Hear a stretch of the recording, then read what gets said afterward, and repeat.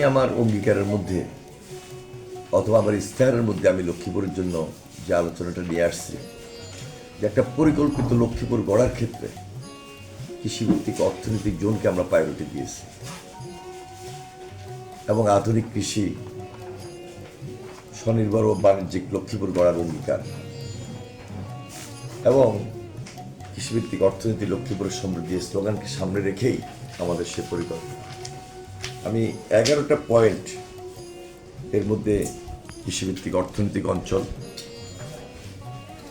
কৃষিভিত্তিক শিল্পায়ন ও soil and vision, আবাসন বাণিজ্যিক নগরায়ন, প্রবাসী সেবা ও রেমিটেন্স যোদ্ধাদের সুরক্ষা, মেগা প্রজেক্ট যোগাযোগ লজিস্টিক্সের জন্য সবচেয়ে বেশি প্রায়োরিটি আমরা এদিকে নিয়ে আসার জন্য এই মেগা প্রজেক্টের কথা বলেছি, শিক্ষা ব্যবস্থার উন্নয়ন ও দক্ষতা বৃদ্ধি এবং স্বাস্থ্যসেবা, স্যানিটেশন ও সমাজ কল্যাণ, তারুণ্যের লক্ষ্মীপুর যেখানে কর্মসংস্থান ও বেকারত্ব দূরীকরণ নিয়েই আমাদের এই আন্দোলন,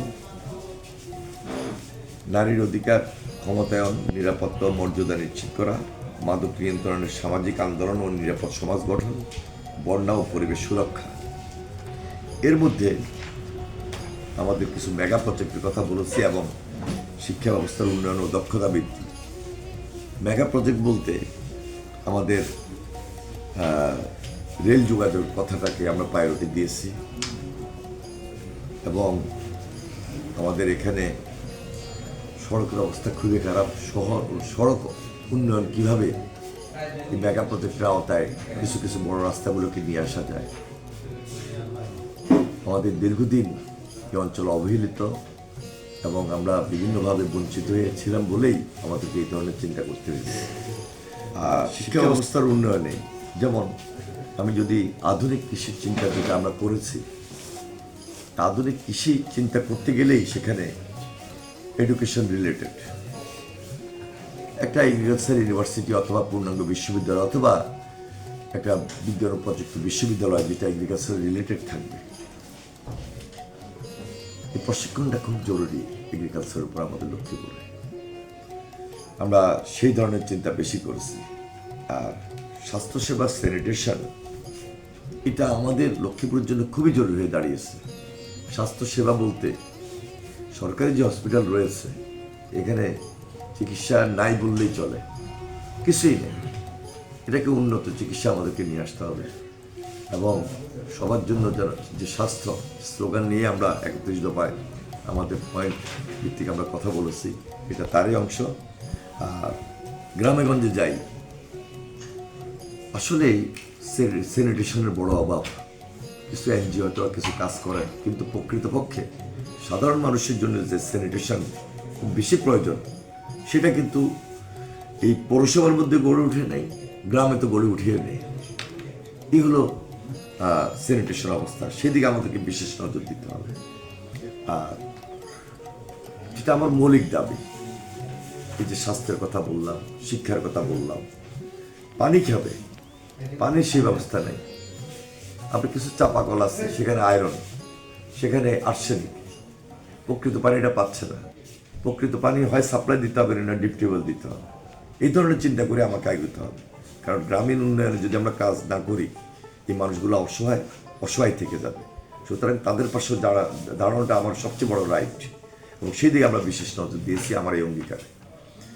সব কিছু মিলে যদি এগ্রিকালচার রিলেটেড যে ইকোনমিক জোন সেটা আমি করতে পারি ইনশাল্লাহ, পরিকল্পিতভাবে সে চিন্তা থেকে আমরা এটাকে যদি বাস্তবায়ন করতে সক্ষম হই, এর মধ্য দিয়ে লক্ষ্য মানুষের মুখে হাসি পড়বে। 26-এর নির্বাচন 12ই ফেব্রুয়ারি,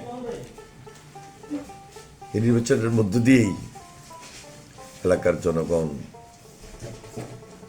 তাদের পাশে আমরা কীভাবে ছিলাম, দীর্ঘদিনের রাজনীতি করতে গিয়ে 2001-এ সবার পাশে থাকা, এলাকার উন্নয়নে কাজ করা, 2008-এ আন্দোলন সংগ্রামের মধ্য দিয়েও একটা ষড়যন্ত্রের নির্বাচন থেকে আমরা বের হয়ে আসছি এবং এখানে আমরা অনেকেই নির্যাতিত।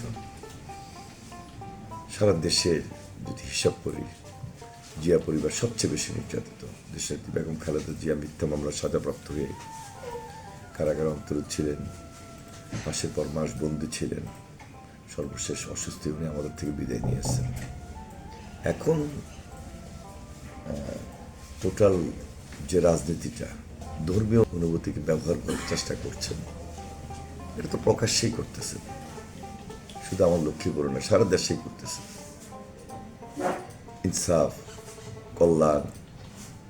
কল্যাণের রাজনীতি, ইনসাফের রাজনীতি, তারপরে ন্যায় প্রতিষ্ঠা করবেন, কোরআন সুন্নাহর আলোকে দেশ চালাবেন, এই তো বক্তব্য।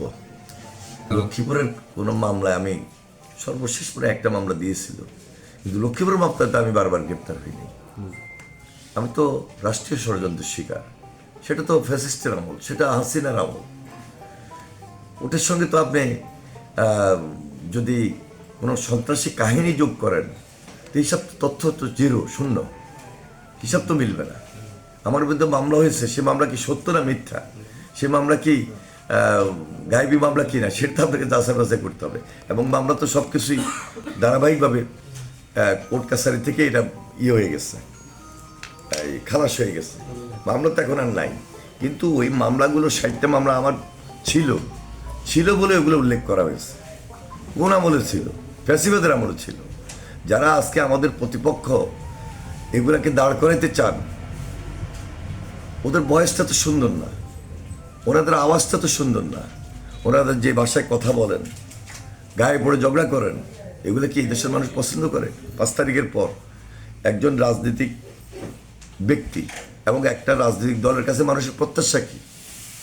প্রত্যাশা হলো যে আমরা এই যে একটা স্বাভাবিক জীবন, একটা সুন্দর অবস্থান তৈরি করা, একটা সুন্দর লক্ষ্মীপুর গড়ে তোলা,